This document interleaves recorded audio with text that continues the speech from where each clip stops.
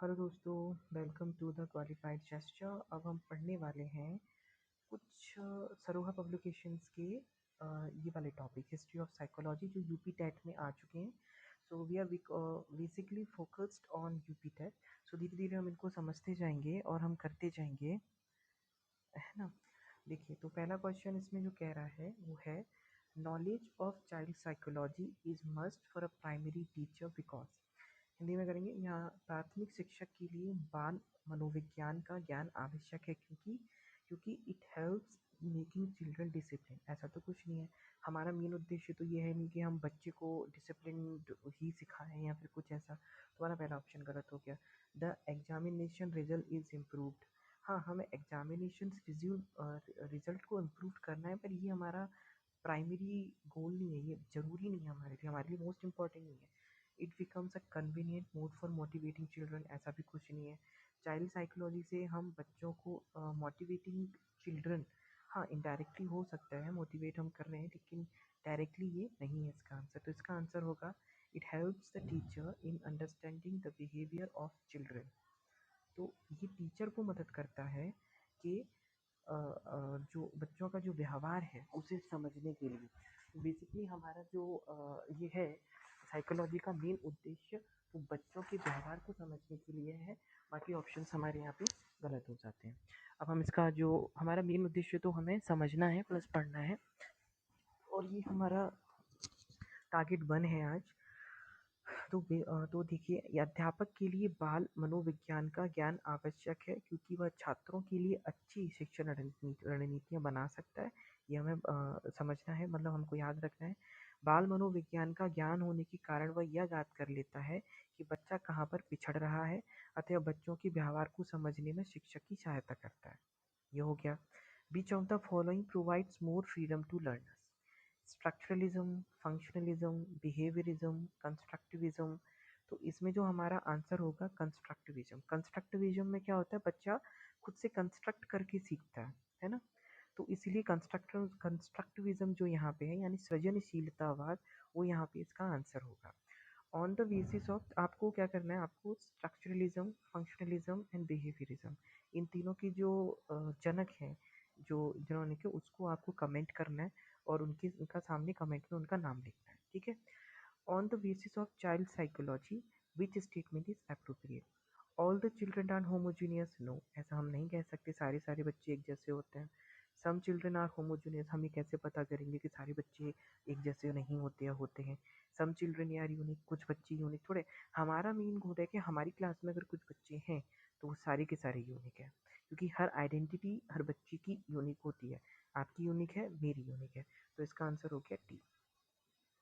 The central focus of child psychology is obviously, सबको पता है चाइल्ड होता है, चाइल्ड साइकोलॉजी तो चाइल्ड होगा। Who has central place in education according to psychology. Child child psychology जब हम पढ़ रहे हैं तो हमारा जो मेन जो सेंट्रल रहेगा वो रहेगा हमारा चाइल्ड, है ना। नेक्स्ट क्वेश्चन है हमारा, the greatest contribution of psychology to education is. Subject oriented education, teacher centred education, activity based education, child centred education. तो हमारा होगा चाइल्ड सेंटर्ड एजुकेशन। मनोविज्ञान के अनुसार शिक्षा छात्र के लिए बनी है, ना कि छात्र शिक्षा के लिए, और यही नहीं होता देखो हमारे यहाँ पे। अर्थात मनोविज्ञान के अनुसार शिक्षा बच्चों के चारों तरफ घूमती है। Scope of child psychology is study the characteristic of infancy stage only. Only देखो, ओनली वाले क्वेश्चंस जब भी हमारे किसी भी एग्जाम में आते हैं तो हमें एक बार उसको सोचना होगा। हाँ, हम ये कर सकते हैं, अगर हमारे पास टाइम नहीं तो हम डायरेक्टली उनको कट कर सकते हैं, लेकिन एक बार फिर भी उनको सोच लो। Study the characteristic of conception period only. Study the characteristics of childhood only.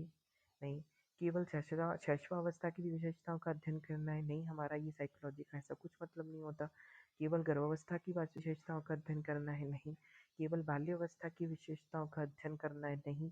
गर्भ अवस्था से किशोर अवस्था की विशेषताओं का अध्ययन करना है। तो चाइल्ड साइकोलॉजी का मेन जो उद्देश्य है, गर्भ अवस्था से किशोर अवस्था की विशेषताओं का अध्ययन। बाल मनोविज्ञान गर्भ अवस्था से किशोर अवस्था की विशेषताओं का अध्ययन है।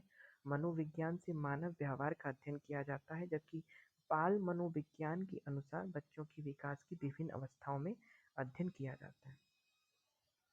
Psychology first lost its soul, then its mind and lost its consciousness. Its still has behaviour of a kind what stated by. मनोविज्ञान ने सर्वप्रथम अपनी आत्मा का परित्याग किया, फिर अपने मन का और फिर अपनी चेतना का। अभी वह एक प्रकार के व्यवहार को सजे हैं, यह कथन है वुडवर्थ का।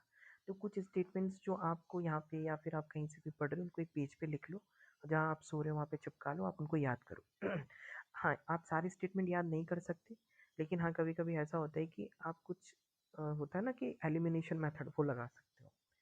First laboratory of psychology was established by Wundt के द्वारा की थी, विलियम वुंट के द्वारा 1879 में लिप्जिंग में जर्मनी में मनोविज्ञान प्रयोगशाला स्थापित की थी।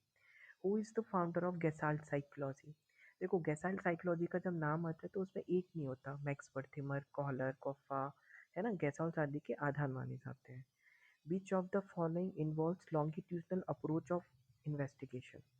लॉन्गिट्यूडनल और लैटिट्यूडनल, ठीक है, ये दो तरह के होते हैं। तो केस स्टडी जो होती है वो लॉन्गिट्यूडनल होती है, जब एक अध्यापक शोधकर्ता अलग अलग समय में एक ही बच्चे के व्यवहार को परिवर्तन का अवलोकन करता है तो यह अधोमुखी अध्ययन कहता है। व्यक्ति अध्ययन में केस स्टडी में भी एक अध्यापक अरे पूरे जीवन काल का अध्ययन करता था, लॉन्गिट्यूडनल अप्रोच में केस अध्ययन का प्रयोग किया जाता है। तो मैंने तो ऐसे याद किया है, लॉन्गिट्यूडनल मतलब लंबे समय तक चलने वाला, इसलिए ऐसे कर लो आप। Which of the following is the most subjective method of education psychology? Introspection, शब्द का रूपांतरण है। इंट्रो का अर्थ होता है अंदर तथा स्पेक्शन का होता है झांकना। अतः व्यक्ति अपने अंदर झांककर अपने बारे में प्रस्तुत करता है, अतः वह एक आत्मनिष्ठ अथवा व्यक्तिनिष्ठ विधि है। Where is a bureau of psychology, Uttar Pradesh, Allahabad. तो ये कुछ क्वेश्चन थे जो यूपी टेट में पिछली बार आ चुके हैं।